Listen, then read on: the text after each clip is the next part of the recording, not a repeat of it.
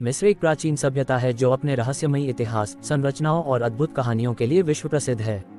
इनमें से एक प्रसिद्ध कहानी है तूतनखामेन की कब्र की। तूतनखामेन मिस्र का एक युवा फराव था जो अपने जीवन काल में ज्यादा मशहूर नहीं था। तूतनखामेन की कब्र की खोज 1922 में ब्रिटिश पुरातत्वविद हावर्ड कार्टर द्वारा की गई थी। हावर्ड कार्टर और उनके वित्तपोषक लॉर्ड कार्नारवन ने 1922 में उन्होंने लक्सर के नजदीक किंग्स की घाटी में खुदाई शुरू की और अंततः तूतनखामेन की कब्र की सीढ़ियां खोज निकाली। जब कार्टर और उनकी टीम ने कब्र का दरवाजा खोला तो उन्हें एक बड़ा कमरा मिला जिसमें सोने, गहनों और अन्य बहुमूल्य वस्त्रों की भरमार थी। सबसे महत्वपूर्ण खोज तूतनखामेन का सुवर्ण कफन और उसकी ममी थी।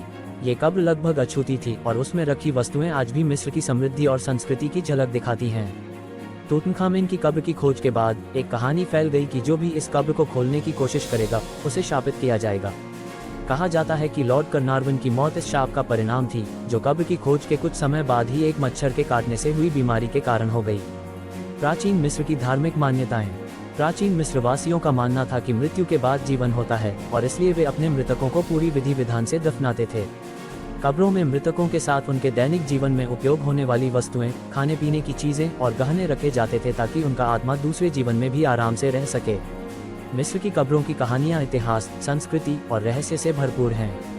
तूतनखामेन की कब्र की कहानी न केवल प्राचीन मिस्र की समृद्धि और संस्कृति को दर्शाती है, मिस्र की कब्रें आज भी हमें इस प्राचीन सभ्यता की अद्वितीयता और रहस्यमयता का अनुभव कराती हैं।